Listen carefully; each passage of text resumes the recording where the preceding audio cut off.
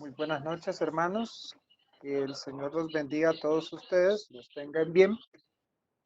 Eh, Invitarlos y agradecerles a todas las personas que nos acompañan a través de las distintas redes sociales y desearles, ¿verdad?, lo mejor, esperando de que tomen estos cursos para ir creciendo tanto en espiritualidad como en el conocimiento de nuestra doctrina de la Iglesia Católica.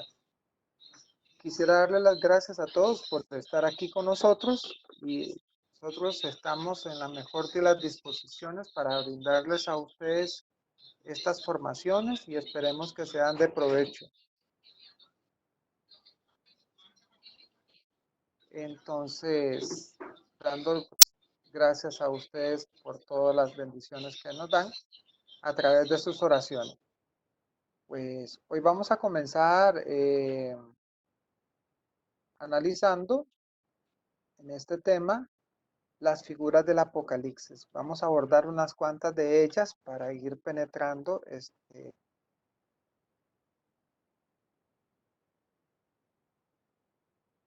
este libro de que nos invita a tener una interpretación correcta del libro. Porque en la actualidad lo que hemos visto es una serie de figuras que en definitiva no contribuyen a la correcta interpretación del libro del Apocalipsis, porque tratan de colocarlo en un nivel como que si fuera de adivinación. Y recordemos siempre esta premisa que es de este curso, y la tenemos que tener acá en nuestra mente. Una cosa es la profecía, ¿verdad? Y otra cosa es la adivinación. El libro del Apocalipsis es una profecía. Y recordarles también un elemento importante. Es una profecía que se da para los cristianos del primer siglo. ¿Para qué nos sirve a nosotros? Nos sirve a nosotros para tratar de no cometer los mismos errores, para tratar de ir caminando diferente a estas comunidades, o más bien todo lo contrario de lo que ellos hicieron, ¿verdad? Y lo vimos la semana pasada estudiando aquellas iglesias del Apocalipsis que están ahí, ¿verdad? Vimos las 7 iglesias. Muy bien. Hoy continuamos con ella y vamos a ver una de las primeras figuras que es muy interesante. Esta figura es nada más y nada menos que la bestia del Apocalipsis. Y son figuras, como les decía, que venían.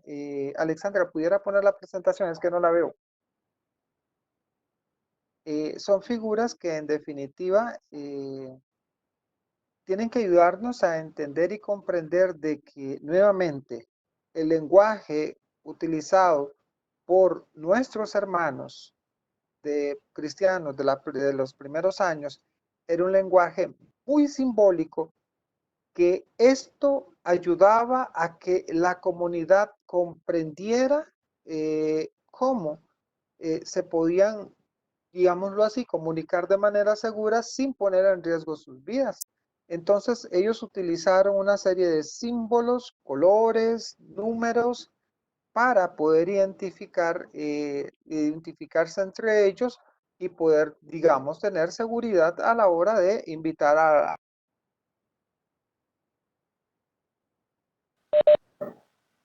No te estamos escuchando y quisiera ver si lo están viendo en la pantalla. Sí, yo ya estoy viendo la presentación. Ok, perfecto. Ya ahora sí te oigo también.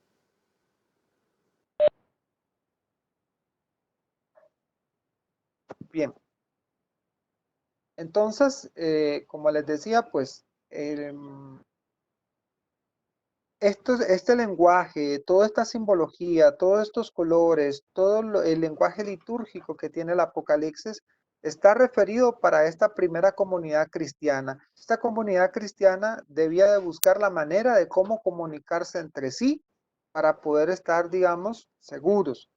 Entonces, habla de una figura muy particular a la cual hoy en día vamos a encontrar cualquier cantidad de interpretaciones que van desde Hitler, hasta los diferentes, digamos, con los diferentes personajes que han tomado decisiones terribles y a ellos se les atribuye ser la bestia del Apocalipsis, ¿verdad? Muy bien. Entonces dice la diapositiva que partimos de la base que el Apocalipsis es un libro encarnado en la Biblia y como todo libro profético, habla del presente que se vive en el momento que el Señor da la palabra de profecía. Importante, habla del presente. O sea, en el momento que el Señor da la palabra de profecía es en ese momento en que se da el mensaje para que haya ese cambio necesario y la profecía no se cumpla. Recordemos que también habíamos dicho que la mejor profecía es la que no se cumple, porque entonces quiere decir que el pueblo de Dios atendió el mensaje del profeta y hubo un cambio. Y el mejor ejemplo nosotros lo vamos a encontrar con Nínive, cuando escuchó las palabras del profeta. ¿Y qué hizo el pueblo? ¿Qué hizo el rey? Todo el mundo se arrepintió, todo el mundo cambió. Entonces la mejor profecía, recuerden, es la que no se cumple. La Gran Babilonia, en el lenguaje bíblico, simboliza el poder pagano y a los perseguidores del pueblo de Dios. Si leemos Apocalipsis 17, el 1 y 6, podemos sacar algunas conclusiones sobre este personaje. Vamos a hablar sobre Nerón. Vamos a hablar sobre Nerón. La Gran Babilonia está ligada con la bestia. Esta bestia es un imperio potente y pagano.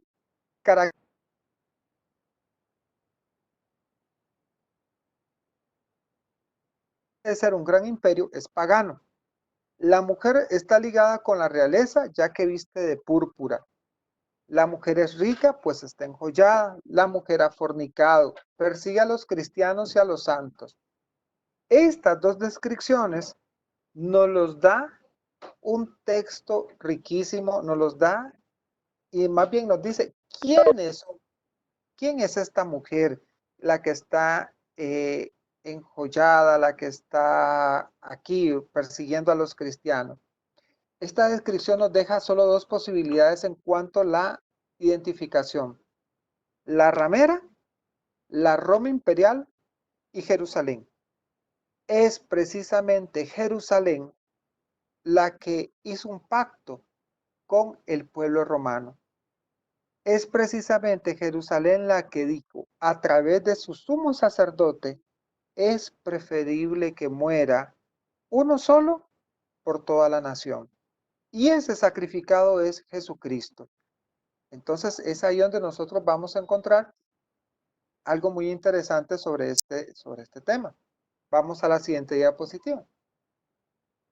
¿Qué nos dicen? Es que tenemos que dejar claro este aspecto, porque también dentro de los argumentos de algunos hermanos protestantes nos acusan de que la gran ramera del Apocalipsis es la Iglesia Católica.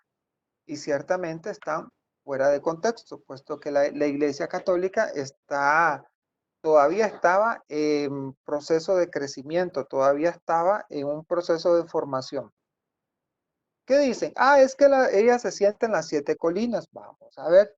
Bueno, se sienta en 7 colinas. Roma se sienta sobre 7 colinas también, pero también Jerusalén.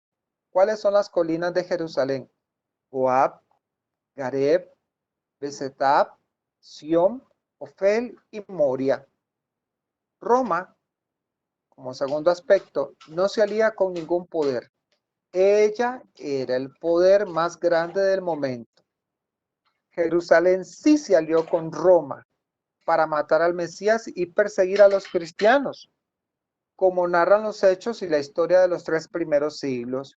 Nosotros vemos a la iglesia de Esmirna, por ejemplo, perseguida, ¿verdad? A la iglesia de Esmirna martirizada. A las demás iglesias también sufren persecución, algunas sufren bloqueo económico porque no pueden hacer ningún tipo de transacción, puesto de que debían de rendirse al imperio romano y lo hacían a través de los judíos que estaban ahí. Más adelante vamos a hablar sobre eso. Apocalipsis 17, 16, 17 dice que la bestia odiará a la prostituta y la dejará solitaria y desnuda. Si la bestia es Roma, ahora esto toma sentido, pues Roma y sus vasallos orientales, después de aliarse con Jerusalén, la destruyó y la abandonó en el año 70. Entonces, volvemos otra vez al contexto histórico del libro. Recordemos que se desarrolla a partir del año 70 en adelante, cuando la iglesia naciente está siendo perseguida, cuando la iglesia naciente está sufriendo por los judíos que en el año 90 declaran en el concilio de Jamnia malditos a todos los cristianos. Por lo tanto, es esta iglesia la que hace un contubernio con el Imperio Romano, y esta misma iglesia, la iglesia romana, es la que es perseguida también. Cuando ya llegan los discípulos allá, empieza la persecución de los cristianos a través de Nerón.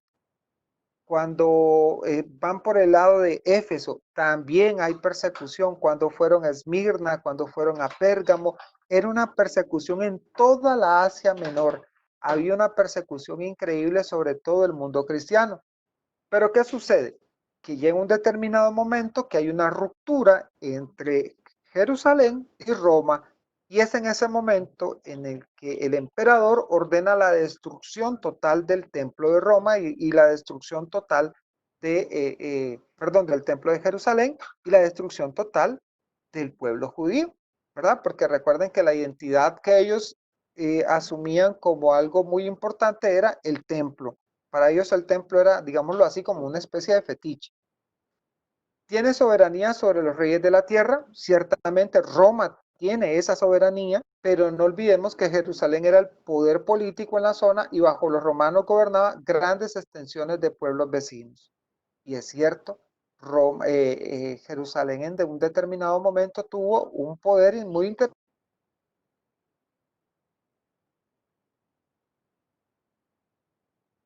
Profetas, los antiguos profetas, llamaban repetidamente a Jerusalén prostituta y nunca llamaron a Roma.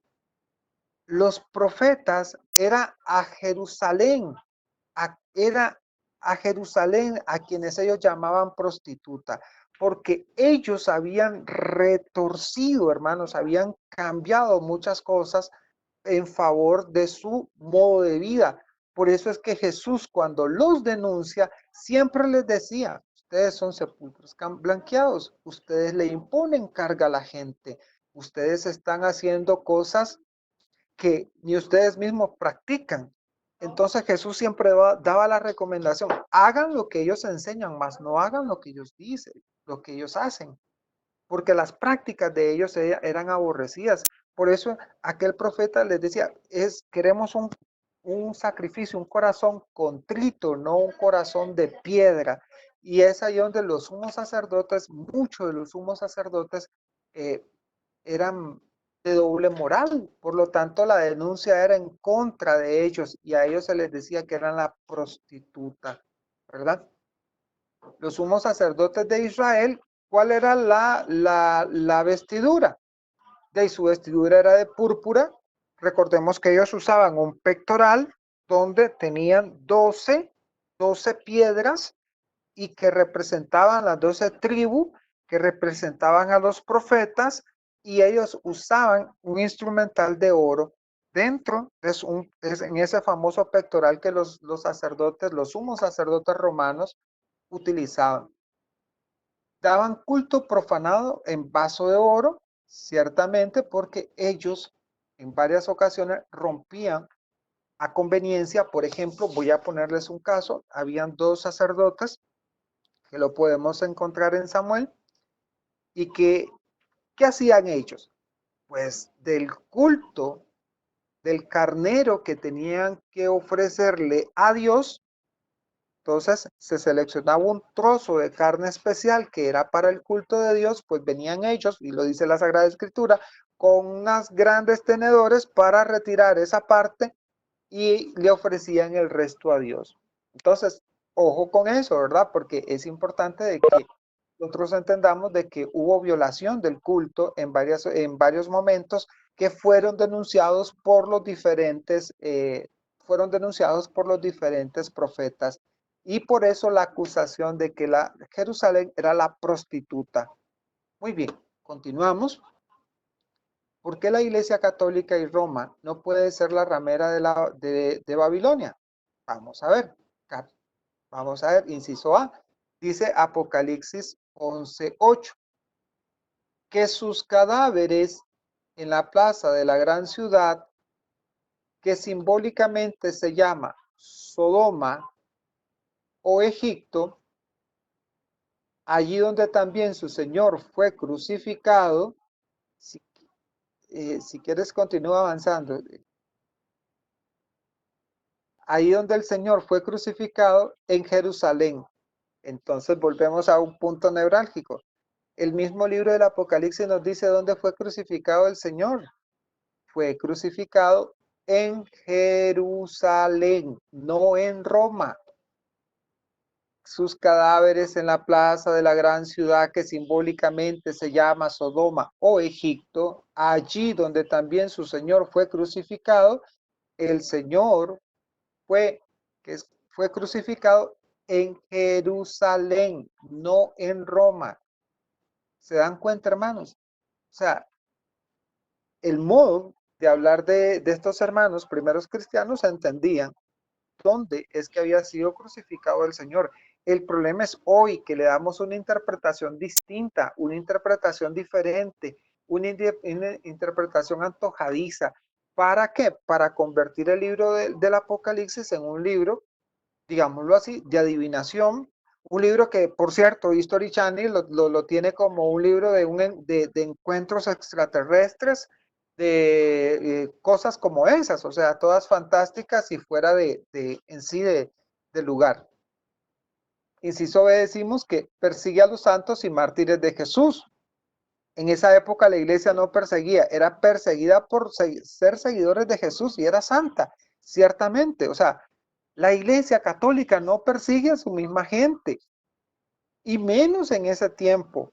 En ese tiempo, quienes perseguían a los cristianos era la Roma imperial. Quienes perseguían a los cristianos eran los sacerdotes de Jerusalén.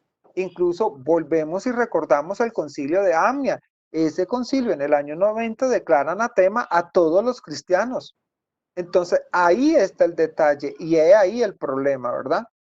En el inciso C dice, Juan nos dice en tiempo verbal, en Apocalipsis 17:11, que la mujer se sienta sobre 7 reyes, de los cuales 5 han caído, o sea, han pasado. Uno está presente y uno ha de venir todavía. Futuro, la Iglesia Católica no puede ser esta ramera que se sienta sobre un rey que está, porque no teníamos, éramos perseguidos, estábamos en catacumbas. En época de Juan el Vaticano no existía y no habían reyes ni papas, o sea, no había nada, o sea, papa como los tenemos hoy, sí estaba el papa, obviamente, pero sin embargo en Jerusalén sus reyes y sacerdotes se sentaban sobre el poder político de Roma imperial y de sus césares.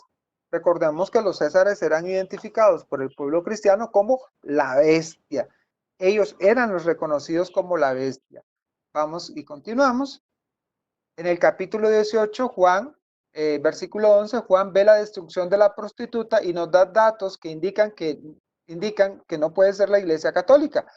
Juan la muestra como un poder de comercio internacional. El centro de comercio es, por ejemplo, hoy es Japón, hoy es Estados Unidos, hoy es China, cualquiera menos el Vaticano. El Vaticano no tiene ese poder comercial, pero sí Roma. Sí, Jerusalén en su momento tuvo, porque ellos eran los encargados de negocios, digamos, del Imperio Romano.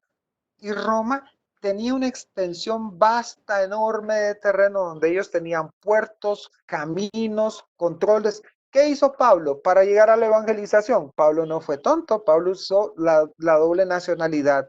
Entonces, cuando le convenía ser judío, se declaraba judío, y cuando le convenía ser romano, se declaraba romano. Y él atravesaba por los caminos de Roma, por los caminos oficiales, las veredas oficiales, sin ningún problema, puesto que él tenía las dos nacionalidades.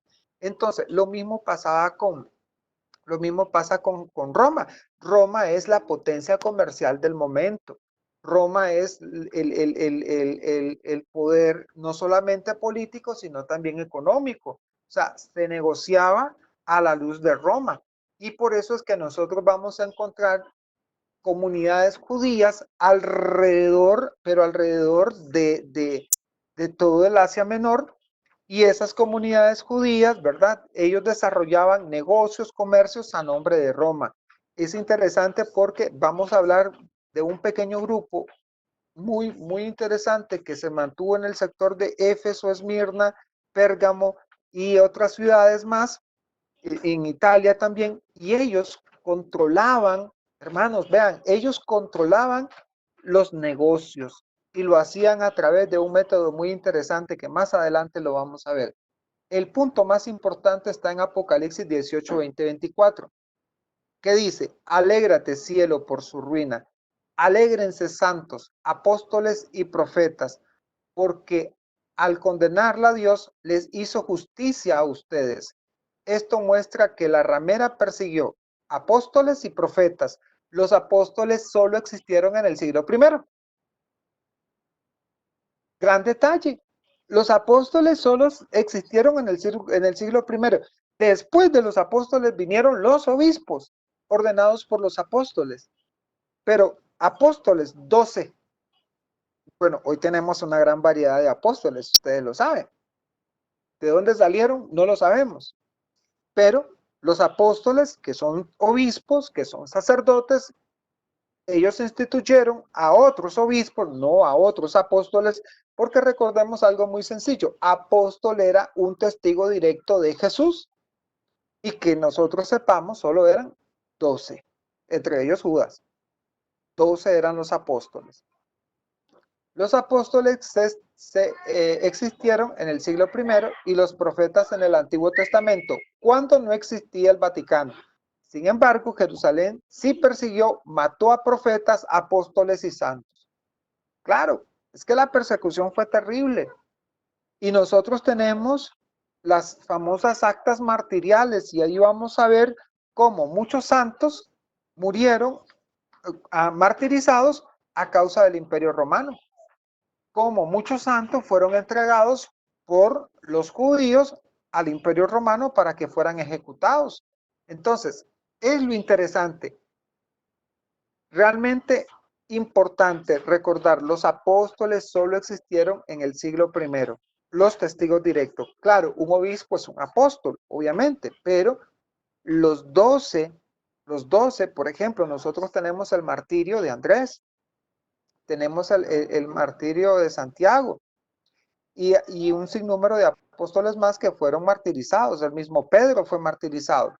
Bueno, ahora vamos a hablar de la bestia. Ya vimos la Babilonia, ahora vamos a hablar de la bestia.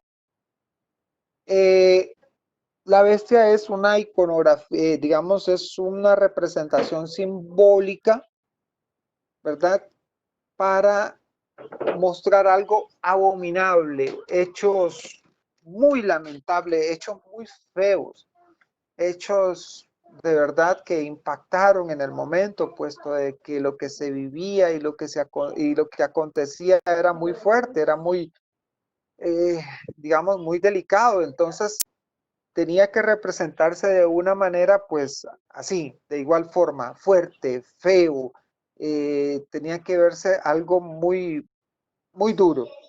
Entonces, para los primeros cristianos que habían vivido u oído la persecución de Nerón, era fácil saber a quién apuntaba Juan con el número que identificaba a la bestia. Claro, volvemos otra vez, es un lenguaje entre amigos, es un lenguaje y son símbolos que solo conocen las personas que pertenecen, digamos, al mismo círculo. En este caso eran los cristianos los que sabían esa simbología, y ellos ocupan un sistema que se llama gematría.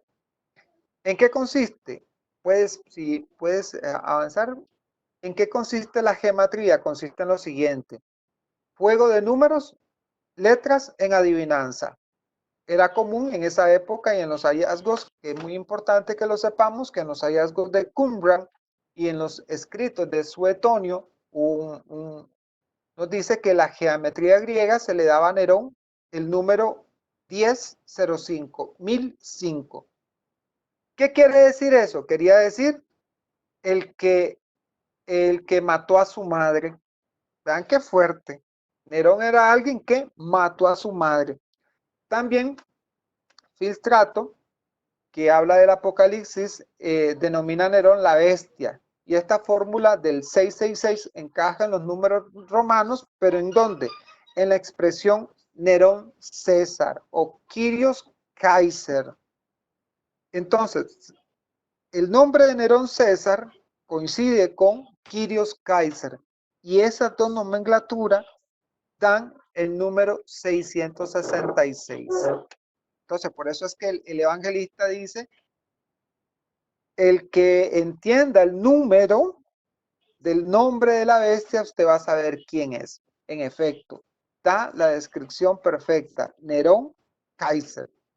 La descripción de la bestia encaja perfectamente en esa descripción de Nerón y está en la más perfecta armonía con el Antiguo Testamento, donde no se menciona al demonio por su nombre, sino con el nombre de un enemigo de Israel.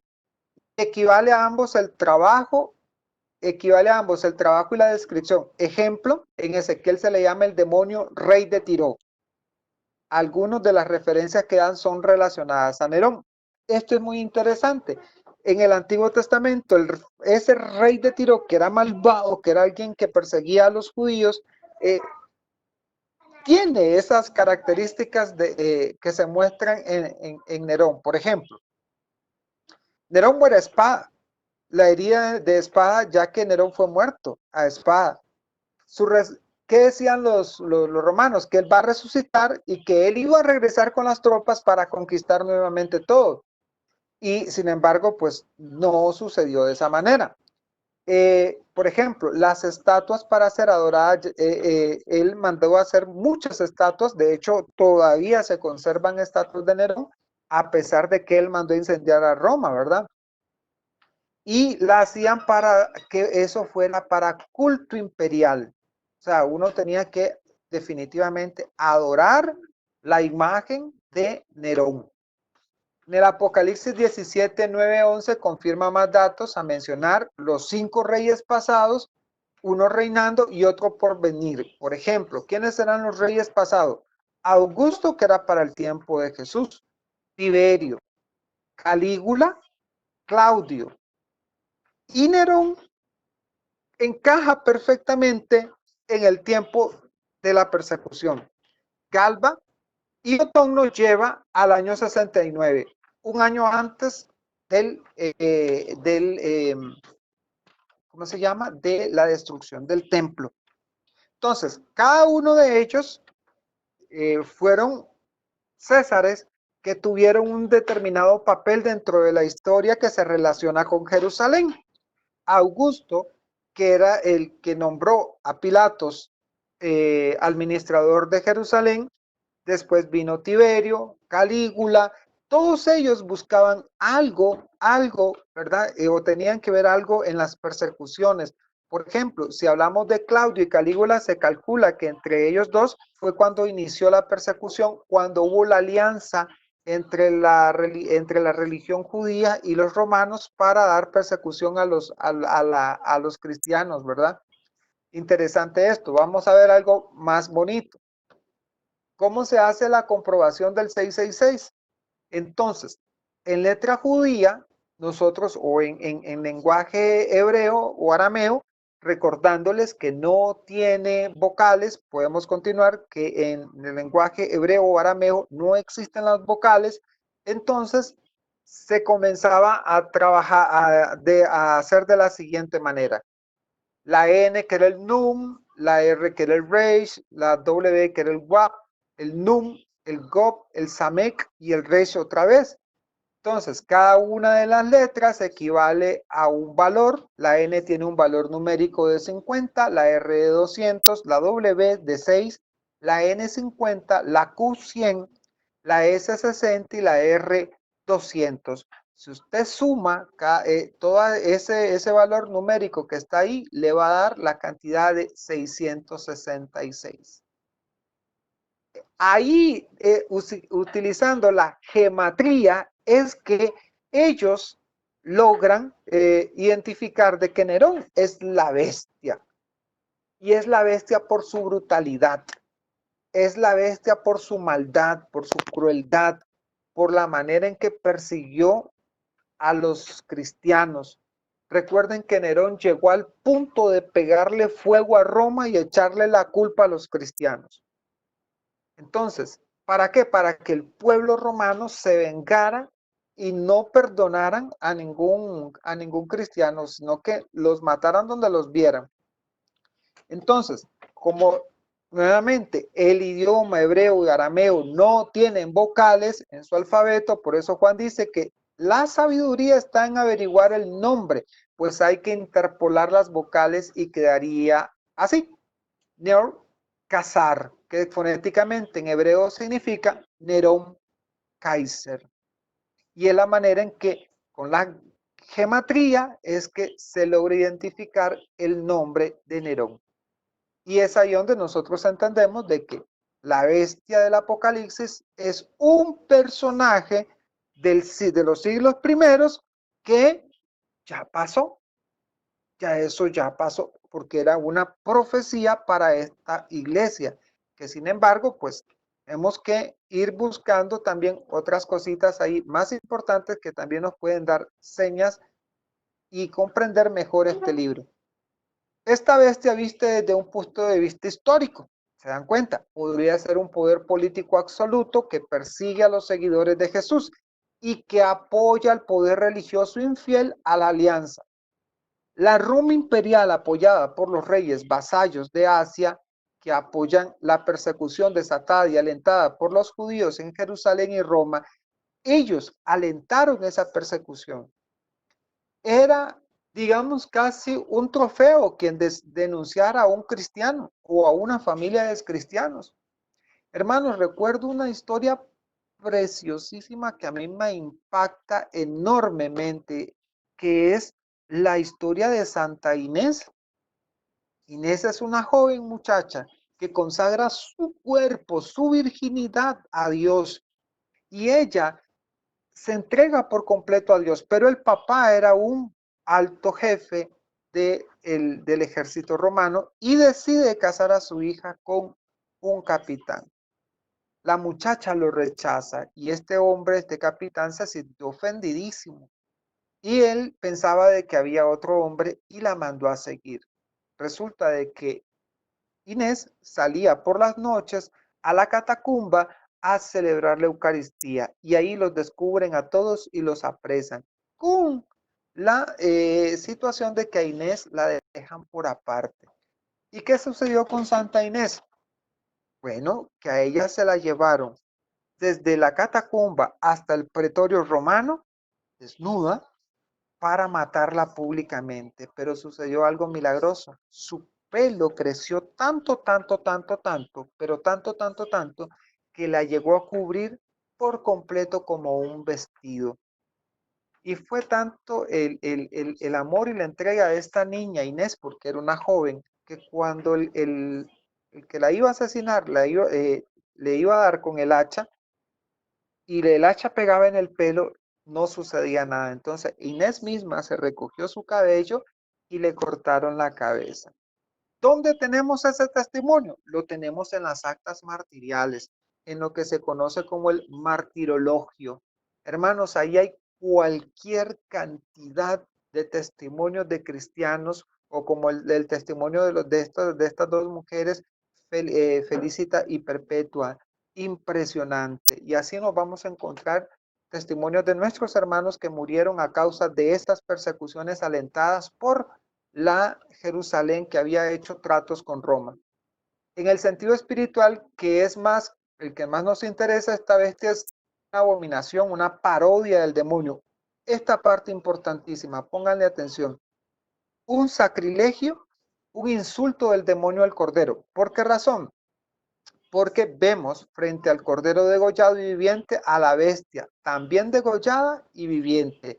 El gran insulto de la abominación a la santidad. Recordemos que el demonio es el imitador más barato de toda la majestad de Dios. Esta bestia viene del mar.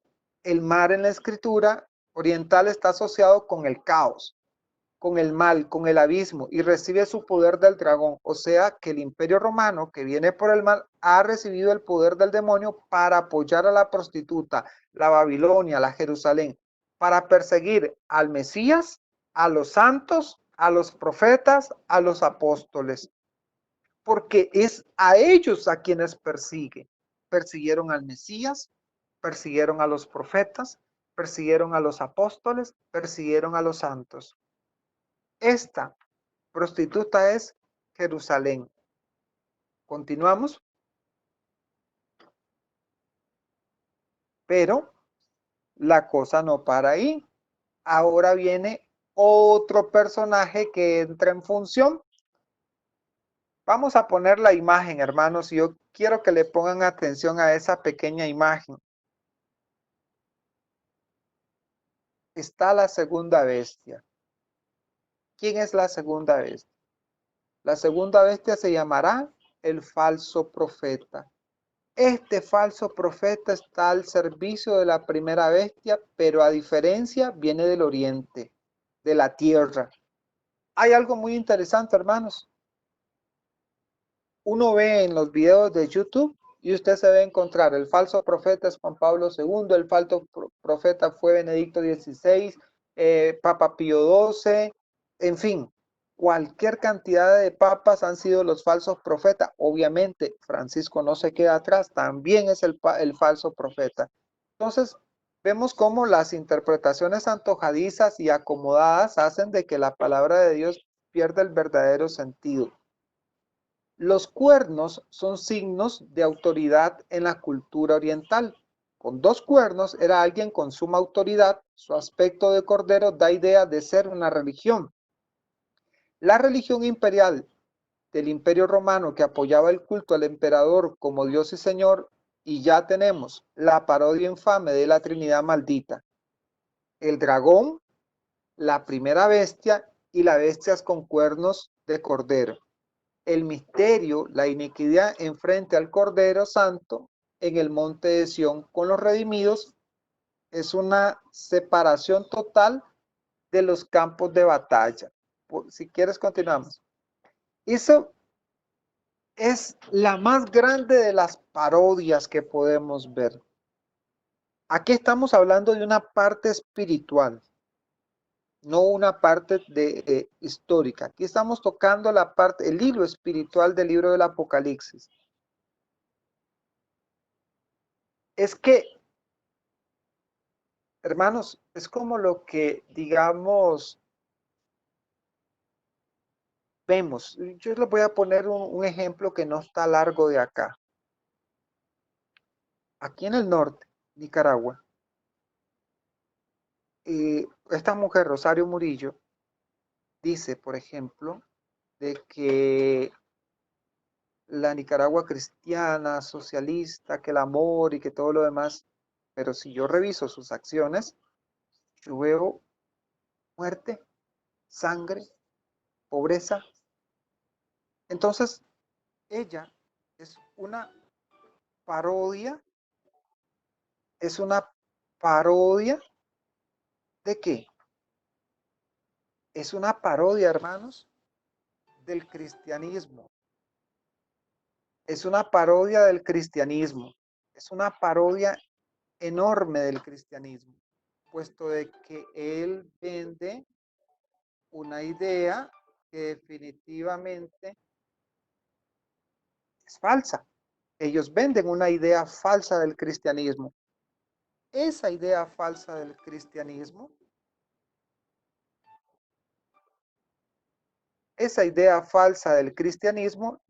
hace que haya una, digamos, una imitación de lo que es verdaderamente ser cristiano y de lo que no es ser cristiano. Pero este falso profeta vende esa idea de que somos cristianos, de que amamos a Cristo. Este falso profeta se vino, porque recuerden que en algún momento hay un planteamiento de engaño, que eso lo tenemos que ver con mucho detalle, hermanos, con mucho detalle. Ya lo habíamos hablado, pero así, muy ligeritamente cuando dijimos de que habían, por ejemplo, cuando estuvimos viendo lo de las 7 iglesias, ¿recuerdan? que vimos a los Nicolaitas, vimos también a los seguidores de Jezabel, ¿verdad?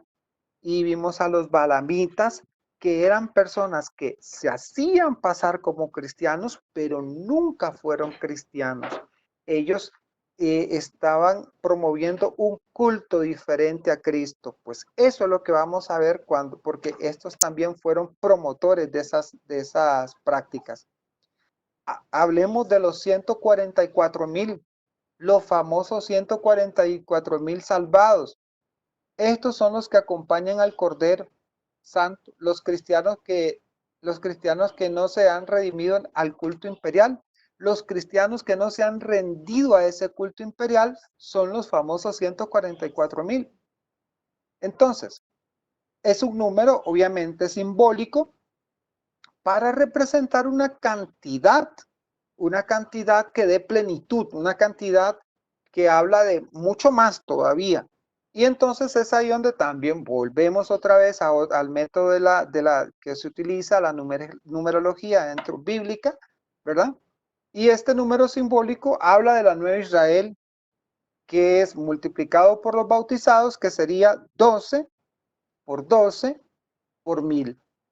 Y es una totalidad, no una cantidad. Frente a los partidarios de la bestia, marcados por ellos, están los seguidores del Cordero.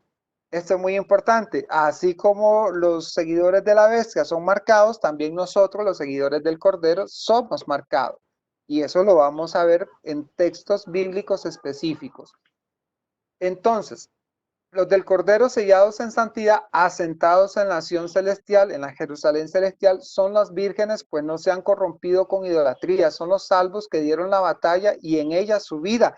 Porque, hermanos, muchas mujeres mártires, como Inés, murieron vírgenes, muchos hombres dieron la batalla hasta el final y fueron sacrificados, fueron asesinados. Fue algo increíble, algo terrible.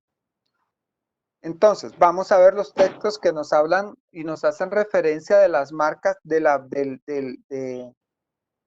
que nos hacen referencia de las marcas, de los sellos que tienen los hijos de Dios y los de la bestia. Que no tiene que ver nada con lo de chip y esas otras cosas. Pero bueno, vamos. En Apocalipsis 7, 9, 14 y 22, el apóstol ve al pueblo de Dios sellado en la frente con el nombre de Dios. La marca o sello en la frente de los santos hace evocar al creyente al siglo I. La frente del sumo sacerdote cuando ministra en la presencia de Dios y que en la tiara, o sea, en la corona, marcada con oro decía santidad de Dios. En Éxodo 28:36 ustedes van a encontrar cómo era esa famosa tiara. En Deuteronomio también habla de el sello de Dios, la santidad de Dios en la frente. Recordemos que también los judíos se enrollaban los tefilines, se ponían las bandas y ahí escribían la palabra de Dios y todo eso los hacía referencia para el culto que ellos tenían. En Ezequiel 9:4-6 también habla de los creyentes marcados. Esto quiere decir que todos ahora podemos ministrar delante de Dios, pues somos sacerdotes en Cristo y estamos llamados a vivir en santidad y en oposición al mundo somos propiedad de Dios. Entonces, ¿se dan cuenta? Qué interesante. Muy bien. Vamos a la siguiente. Por otro lado, los seguidores de la bestia con el mundo también son marcados como lo fue Adán después del pecado, con la marca del sudor en su frente, con el título de matador de su hermano. La marca del Apocalipsis, volvemos, no tiene nada que ver con seguro social, con tarjetas de crédito, y menos con un microchip, que nada que hubiera dicho los cristianos del primer siglo y nada aporta a nuestro espíritu hoy. Sin embargo, como les decía, ellos sí usaban una marca, sí había una marca para hacer negocios, para poder incluso transportarse o pasar por las diferentes fronteras, porque ellos controlaban, los judíos controlaban esas cosas. Frente a la marca en la frente del castigo de Adán está la marca a la santidad de Dios en aquellos que ministran en su presencia. Históricamente los judíos regulaban el comercio y la banca en las ciudades del Asia Menor y se marcaban la mano derecha con el tefilín. Hermanos, el tefilín es una cajita que ellos usaban aquí, pero ellos lo utilizaban para marcar la mano derecha. Entonces, ese era un indicativo, digamos que usted no tenía esa marca en la mano derecha, usted no podía hacer nada. No podía trasladarse de un lado a otro, no podía hacer comercio de un lado a otro. Prácticamente usted estaba indocumentado. Esa es la palabra, estaba totalmente indocumentado. Entonces, ¿qué tenían que hacer uno? Participar de lo que ellos decían, incluyendo el culto. Entonces, si usted se rendía, si usted cedía a eso, obviamente usted perdía su marca que Dios se le había dado, ¿verdad? Muy bien. Seguimos. Entonces, los judíos, por ejemplo, estaban presentes en todo el Imperio Romano. Ya para el año 65, la región correspondiente, por ejemplo, a Siria, al Líbano, albergaban probablemente, ojo con los números, entre 200,000 y 400,000 judíos. Recuerdan que en el libro de los Hechos de los Apóstoles nos lo dice claramente. Había gente de Egipto, de Asiria, de diferentes lugares y que todos entendían el mismo idioma, ¿verdad? Todos entendían en su idioma. De Panfilia, había de todos lados. ¿Por qué razón? Porque ellos se habían esparcido, una diáspora increíble. Entonces, importante un poquito de geografía. En la imagen, por favor, tal vez si nos ayuda con la imagen, ustedes van a ver ahí a esta imagen, nos habla claramente, en la mano del sacerdote está el famoso tefilín. Y ese es el que utilizaban para sellar la mano derecha de las personas. En la región correspondiente a la moderna Turquía, a los Balcanes, Albania, Bulgaria, Grecia y la antigua Yugoslavia, se calculaba que eran entre 100,000 a 200,000, que vivían probablemente en Europa occidental, sobre todo en el centro y en el sur de Italia, en Francia y en la península ibérica. Ojo, las ciudades de Roma, Corinto, Éfeso, Antioquía, Damasco albergaban grandes comunidades judías. Y es que ellos se habían extendido y como se habían extendido, ellos controlaban el negocio porque ellos estaban aliados con el Imperio Romano. Era una alianza, pero muy fructífera para ellos, puesto que ellos tenían mucho dinero. Hablemos ahora de las copas de la ira. Con esto, ya cuando hemos hecho un bosquejo de las 7 iglesias, de las copas, de las trompetas, hemos hecho un bosquejo, ahora sí, ya nos vamos a meter un poquito más de lleno ya la parte estructural del libro. Y eso nos va entonces a permitir y a amarrar a partir de la próxima semana, amarrar toda la enseñanza que hemos venido recibiendo y eso nos va a servir a unir la idea de la verdadera interpretación del libro del Apocalipsis según nuestra Iglesia Católica, ¿verdad? Las copas de la ira no son explosiones nucleares sobre Estados Unidos o Europa, nada. Y lo puse de esa manera porque, hermanos, también tomen en cuenta de que hay muchos pastores protestantes que hablan de teorías de conspiración y esas mismas teorías de conspiración de que Rusia se está armando, de que Turquía tiene pues bases militares gringas y que Corea del Norte se alió con la fulano de tal y que todo esto va a suceder en la península ibérica y que después viene Estados Unidos responde y que la familia Royal y un montón de cosas, un montón de teorías que solo hacen atemorizar a la gente o para manipularla, debemos decirlo, manipularla y sacar beneficio de ellas.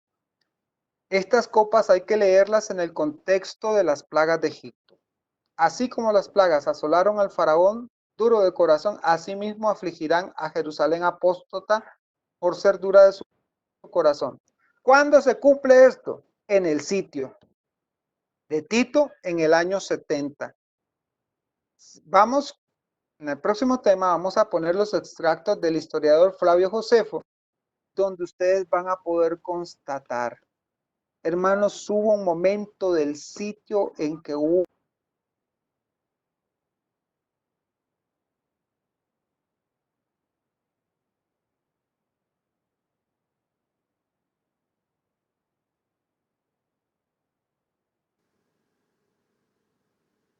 un momento hubo un momento en el sitio de la Jerusalén en que la destrucción fue desgarradora, la destrucción fue increíble y pasaron cosas increíbles, o sea, que nadie se imaginaba que iban a suceder.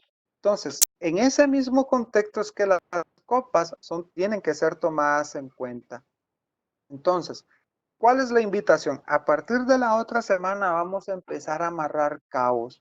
Ya tenemos la idea de cuál es el comportamiento de las iglesias y cómo era el asunto del juicio, de la corrección y de la promesa en las diferentes iglesias. Ahora vamos a ver, ya vimos cómo fue lo del asunto de las trompetas y la relación que hay entre el Antiguo Testamento y el Nuevo Testamento.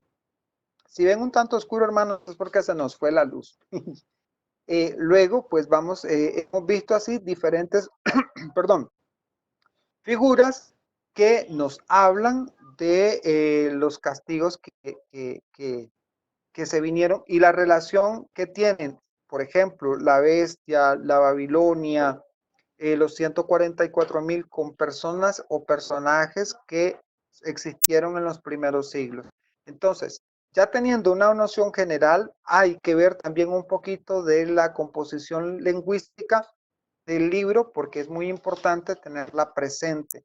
¿Qué vamos a revisar también? Vamos a revisar la numerología, la simbología, los colores y el lenguaje, sobre todo el lenguaje litúrgico del libro del Apocalipsis, para también entenderlo dentro de un marco de celebración pascual.